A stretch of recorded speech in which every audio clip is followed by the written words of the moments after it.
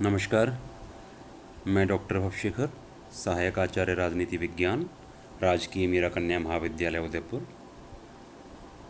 आज हम द्वितीय वर्ष कला के राजनीति विज्ञान के प्रथम प्रश्न पत्र प्रमुख राज्य व्यवस्थाएं, जिसे कि कुछ विद्यार्थी आधुनिक सरकारें नाम से भी जानते हैं, इसके अंतर्गत चल रही व्याख्यान श्रृंखला में ब्रिटेन के संविधान का अध्ययन करते हुए हम ब्रिटिश संसद के बारे में पढ़ रहे हैं। वर्तमान में हम ब्रिटिश पार्लियामेंट का जो आधारभूत बातें हैं उनको विगत व्याख्यान के अंतर्गत समझ चुके हैं। आज हम लोग ब्रिटिश संसद की जो संरचना है, अर्थात उसके जो सदन हैं, उनके संदर्भ में चर्चा करेंगे। विशेषतः ब्रिटेन की जो पार्लियामेंट है उसके जो लॉर्ड सभा है उसके संदर्भ में हम लोग परस्पर चर्चा पर चर्चा, जिसमें कि उसकी संरचना और उसकी कार्य एवं शक्तियों के बारे में हम बातचीत करेंगे। जैसा कि हम सब जानते हैं कि ब्रिटिश संसद का जो अर्थ है उसका अभिप्राय सम्राट सहित लॉर्ड सभा एवं लोक सदन, जिसे कि हाउस ऑफ कॉमन्स बोलते हैं या कॉमन सभा भी बोलते हैं, इससे है। जो हाउस ऑफ कॉमन्स है वो जो ब्रिटेन की संसद है उसका प्रथम सदन है और लॉर्ड सभा द्वितीय सदन है। ऐतिहासिक दृष्टि से लॉर्ड सभा इन दोनों सदनों में पुरानी है। लॉर्ड सभा को इंग्लैंड की जो लोकतंत्रात्मक प्रणाली है उसके अंतर्गत एक कुलीन तंत्रीय संस्था माना जाता है, क्योंकि इसकी जो सदस्यता है उसका जो प्रमुख आधार है वह वंशानुगत है। हम यहाँ ये ध्यान रखने योग्य बात है, चर्चा करेंगे कि जो 19वीं सदी थी उसके समाप्ति तक ब्रिटेन की राजनीति में लॉर्ड सभा को लोक सदन से अधिक महत्वपूर्ण स्थान प्राप्त था। किंतु वर्तमान में जब अभी हम तुलना करते हैं तो हम पाते हैं कि लॉर्ड सभा की जो स्थिति है वो द्वितीय सदन की हो गई है और यह सदन महत्व के क्षेत्र में भी अपनी उपादेयता उस रूप में नहीं पाता है जिस रूप में ये प्रारंभ में था। जो लॉर्ड सभा की सदस्य संख्या है वह निश्चित नहीं है, क्योंकि इसमें सम्राट प्रधानमंत्री की सिफारिश पर जितने नवीन सदस्य आवश्यक समझता है उतने नियुक्त कर सकता है। अवकाश, जिन प्रधानमंत्रियों को अवकाश मिल चुका है, लोक सदन के अवकाश प्राप्त जो अध्यक्ष हैं, अवकाश प्राप्त जो सेनापति हैं, वायसराय हैं, उच्च कोटि के जो न्यायवेत्ता हैं, साहित्य विज्ञान और कला के क्षेत्र में जो प्रसिद्धि प्राप्त व्यक्ति हैं, उनको सामान्यतया प्रधानमंत्री की सिफारिश पर सम्राट के द्वारा लॉर्ड सभा का सदस्य मनोनीत कर दिया जाता है।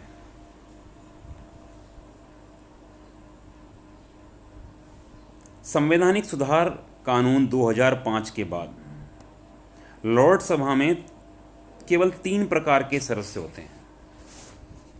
एक तो होते हैं आध्यात्मिक लॉर्ड, दूसरे होते हैं वंशानुगत या पैतृक जो पीयर कहलाते हैं, और एक होते हैं आजीवन पीयर।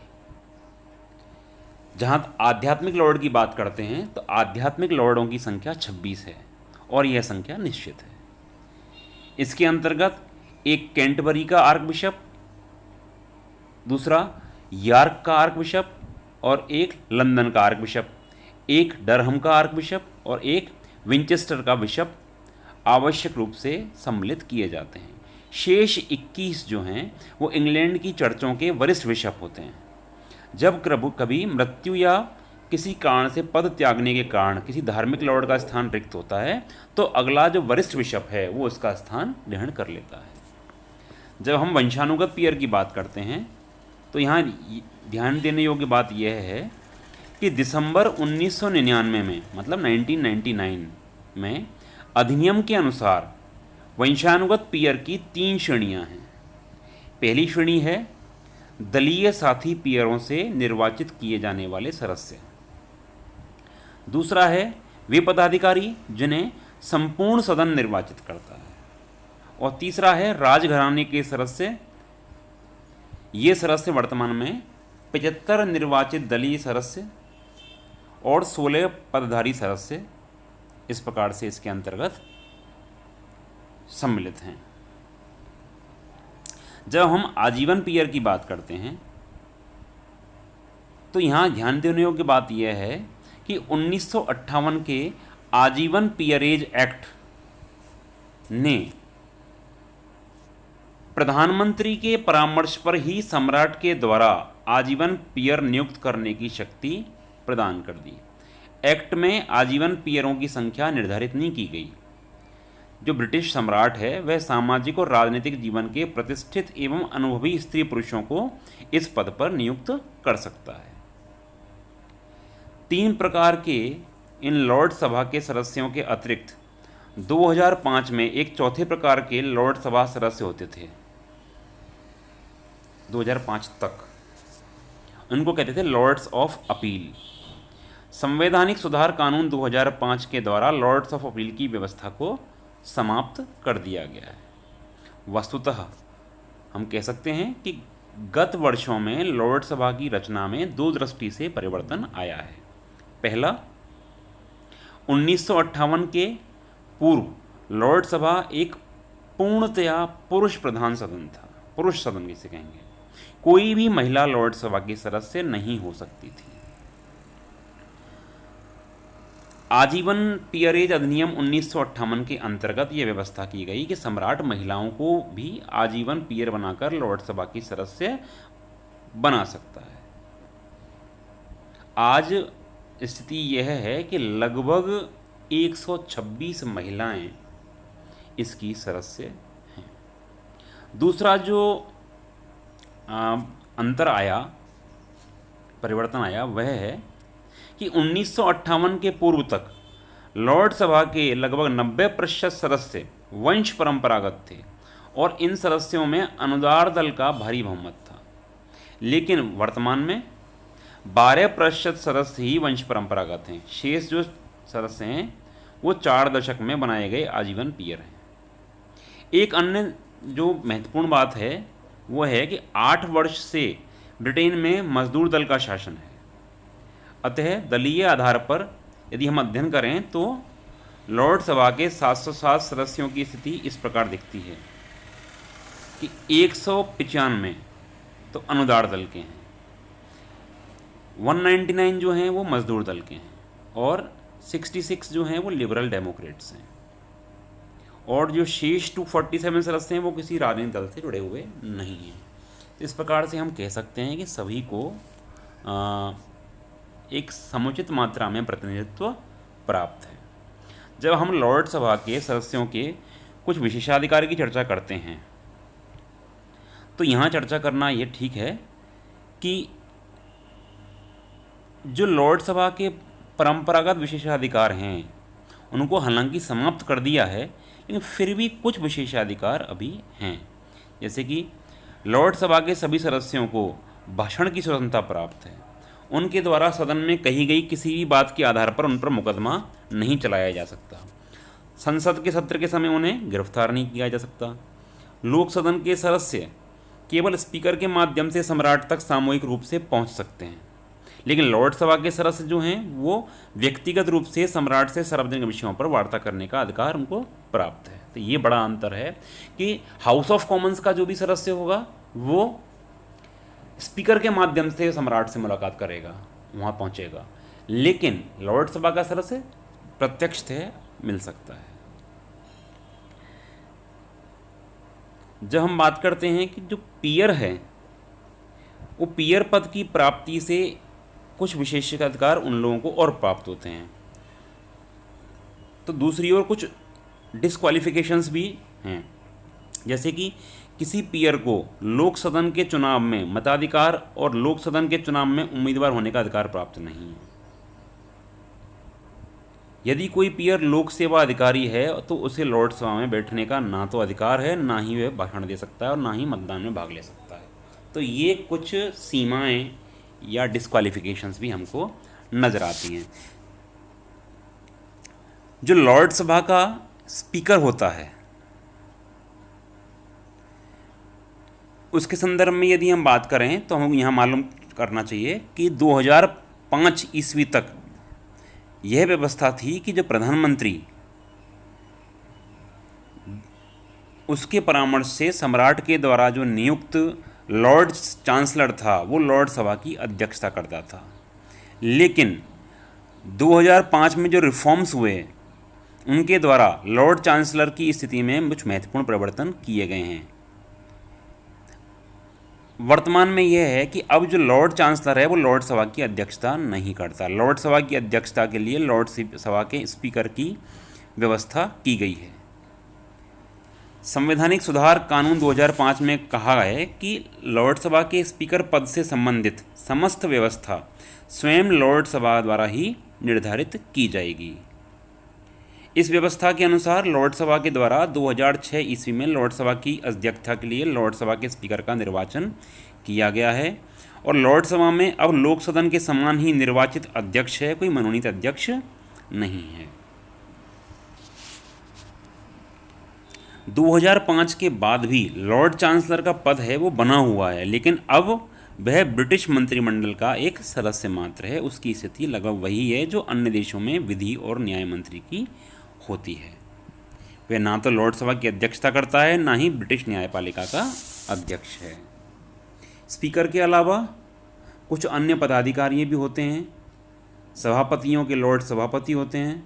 जो समितियों का जो लॉर्ड है वो सभापति। रिकॉर्ड दिखाने के लिए clerk, gentleman, usher of the black rod, sergeant at arms आदि प्रकार के उसमें पद जो हैं निर्धारित व्यक्ति होते हैं।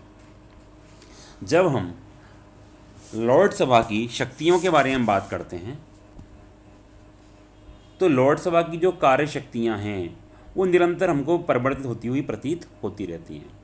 प्रारंभ में अर्थात 18वीं सदी के अंत तक लॉर्ड सभा की जो शक्तियाँ थीं वो बहुत अधिक व्यापक थीं। फिर उनकी शक्तियाँ लोक सदन के बराबर हो गईं और वर्तमान में स्थिति यह है कि लॉर्ड सभा एक दोयम दर्जे का सदन बन करके रह गया है, अर्थात लॉर्ड सभा की शक्तियाँ जो हैं बहुत सीमित हो गई हैं। जब हम इसकी विधायी शक्तियों के बारे में बात करते हैं तो यहाँ यह चर्चा करना प्रासंगिक है कि वित्त विधेयक के अतिरिक्त अन्य सभी जो विधेयक हैं वो ब्रिटिश संसद के किसी भी सदन में प्रस्तावित किए जा सकते हैं। अर्थात जो वित्त विधेयक है उसको केवल हाउस ऑफ कॉमन्स या कॉमन सभा के अंदर ही प्रस्तावित किया जाएगा। बाकी जो अन्य विधेयक हैं उनको किसी में भी प्रस्तावित किया जा सकता है। किंतु विधेयकों के संबंध में अंतिम निर्णय की जो शक्ति है वो लोक सदन को ही प्राप्त है। लोक सदन में पारित होने के बाद भेजे गए विधेयकों पर लॉर्ड सभा पूर्ण रूप में विचार कर सकती है और वह अनेक ऐसे संशोधन कर सकती है जिन्हें लोक सदन औचित्य के कारण स्वीकार कर लेता है। जो लॉर्ड सभा है वो गैर वित्तीय विधेयकों को एक बार अस्वीकार कर उसे 1 वर्ष के लिए कानून बनाने से रोक सकता। लॉर्ड सभा द्वारा अस्वीकृत विधेयक को लोक सदन मतलब हाउस ऑफ कॉमन के द्वारा मतलब पुनः पारित कर दिया जाए और इस बीच यदि 1 वर्ष का समय बीत गया है तो वह विधेयक राजा की स्वीकृति के पश्चात कानून बन सकता है, फिर चाहे लॉर्ड सभा उसे स्वीकार करे या ना करे। तो इस प्रकार हम कह सकते हैं कि लॉर्ड सभा की जो विधेयकों के संदर्भ में शक्ति है वो 1 वर्ष की अवधि तक उन्हें रोके रखने के लिए है। अर्थात हम कह सकते हैं कि ये देर लगाने की शक्ति है, डिलेइंग पावर्स उसके पास में है। जब हम कुछ वित्तीय शक्तियों के संदर्भ में बात करते हैं तो यहाँ स्पष्ट है कि लॉर्ड सभा की स्थिति हाउस ऑफ कॉमन्स की तुलना में या कॉमन सभा की तुलना में बहुत निर्बल है। वित्तीय विधेयक ना तो लॉर्ड सभा में प्रस्तावित किए जाते हैं और ना ही लॉर्ड सभा विचार करने की प्रक्रिया में उन्हें अनिश्चित काल तक रोके रख सकती है। वित्त विधेयक को केवल 1 माह तक रोके रखने का कार्य कर सकती है। वित्त विधेयकों के संबंध में लॉर्ड सभा को सुझाव भी दे सकती है, लेकिन इन सुझावों को स्वीकार करना जो है वो कॉमन सभा के ऊपर निर्भर करता है। जब हम कार्यपालिकी शक्तियों के संदर्भ में बात करते हैं तो यहाँ ये स्पष्ट है कि ब्रिटेन का जो मंत्रिमंडल है उसमें लगभग 4 सदस्य लॉर्ड सभा से लिए जाते हैं, और लॉर्ड सभा का अध्यक्ष, जिसे लॉर्ड चांसलर कहते हैं, वे आवश्यक रूप से ब्रिटिश मंत्रिमंडल का सदस्य होता है। लोक सदन की भांति ही जो लॉर्ड सभा को भी कुछ अधिकार शक्तियाँ इस क्षेत्र में प्राप्त हैं। जो मंत्रिमंडल के सदस्य हैं उनसे लॉर्ड सभा के सदस्य प्रश्न पूछकर जो प्रशासनिक विषय हैं उनके संदर्भ में कुछ सूचनाएं प्राप्त कर सकते हैं। प्रदत्त व्यवस्थापन की जांच कर सकती है लॉर्ड सभा। इसके अतिरिक्त लॉर्ड सभा अनेक सदस्य हैं वो विभिन्न व्यवसायों में दक्ष और विधि विशेषज्ञ होते हैं, और इस सभा के पास इतना जो है समय अभाव नहीं होता, इसलिए लॉर्ड सभा जो है लोक सदन की तुलना में भी ये कार्य और अधिक तरीके से कर सकती है। तो लॉर्ड सभा को कार्यपालिका के ऊपर कुछ नियंत्रण की शक्ति प्राप्त है, लेकिन अविश्वास का प्रस्ताव पास कर मंत्रिमंडल को पद से जो हटाने का कार्य है वो लोक सदन के द्वारा ही किया जाता है, ना कि लॉर्ड सभा के द्वारा। जब हम इसकी न्यायिक शक्तियों के संदर्भ में बात करते हैं तो यहाँ ये स्पष्ट है कि जो लॉर्ड सभा है उसको केवल व्यवस्थापन के में ही शक्ति प्राप्त नहीं है, वरन न्याय के क्षेत्र में भी कुछ शक्तियाँ प्राप्त हैं। न्याय के क्षेत्र में उसकी शक्तियाँ निश्चित रूप से बहुत महत्वपूर्ण हैं। इसके द्वारा ग्रेट ब्रिटेन और उत्तरी आयरलैंड के लिए जो अपील के उच्चतम न्यायालय हैं उसके रूप में भी कार्य किया जाता है। लॉर्ड सभा जब अपील के न्यायालय के रूप में कार्य करती है तब उसके जो सदस्य हैं सब लोग वो कार्यवाही में भाग नहीं लेते, लेकिन जो उस समय पर केवल 9 कानूनी लॉर्ड हैं वो ही, और एक जो लॉर्ड चांसलर है जो न्यायिक विशेषज्ञ है वो उसकी अध्यक्षता में न्याय समिति के रूप में कार्य करते हैं। तो लॉर्ड सभा का निर्णय वो अंतिम होता है, जिसे संसद कानून के द्वारा ही बदल सकती है। इसमें कोई जो दूसरा न्यायालय है वो परिवर्तन नहीं कर सकता। तो इस प्रकार से हम कह सकते हैं कि लॉर्ड सभा की जो शक्तियां हैं वो पुनर्विचार करने की, पुनरीक्षण करने की और इस प्रकार की शक्तियां हैं, लेकिन न्यायिक क्षेत्र में लॉर्ड सभा की शक्तियां काफ़ी प्रभावशाली हैं। जब हम लॉर्ड सभा का मूल्यांकन करते हैं तो हम पाते हैं कि लॉर्ड सभा जो है एक लोकतांत्रिक संस्थान नहीं है, वरन यह जो है एक अलोकतांत्रिक संस्था है, और इसका जो कुलीन तंत्रीय संगठन है, संस्था है, जिसमें कि जो निहित स्वार्थ हैं किन्हीं को संतुष्ट करने के वंश परंपरागत आधार पर या आजीवन उन लोगों के आधार, मतलब जो श्रेष्ठ या कुलीन लोग हैं उनको संतुष्ट करने का आधार है। इसके अतिरिक्त हम देख सकते हैं कि जो लॉर्ड सभा की कार्यपालिकी और विधायी शक्तियां हैं वो भी इतनी ज़्यादा सार्थक उनको प्रतीत नहीं होती हैं, और द्वितीय सदन के रूप में भी इसकी बहुत ज़्यादा उपयोगिता हमको नज़र नहीं आती है। लेकिन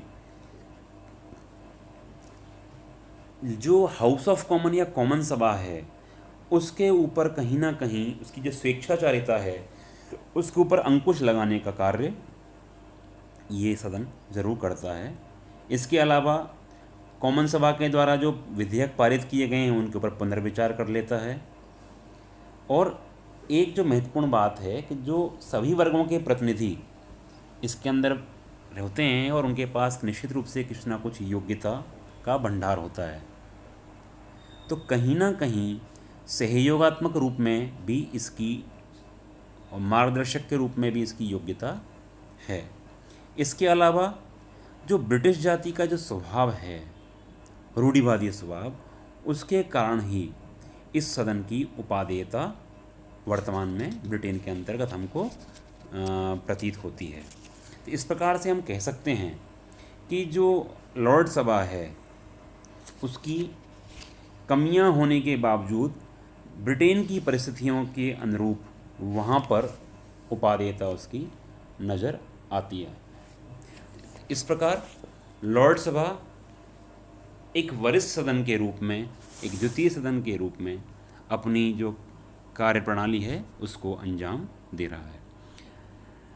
ब्रिटिश पार्लियामेंट का जो दूसरा अंग है या दूसरा सदन है, लोक सदन, जिसे कि हाउस ऑफ कॉमन्स कहते हैं या कॉमन सभा कहते हैं, अगले व्याख्यान के अंदर उसकी चर्चा करेंगे। नमस्कार।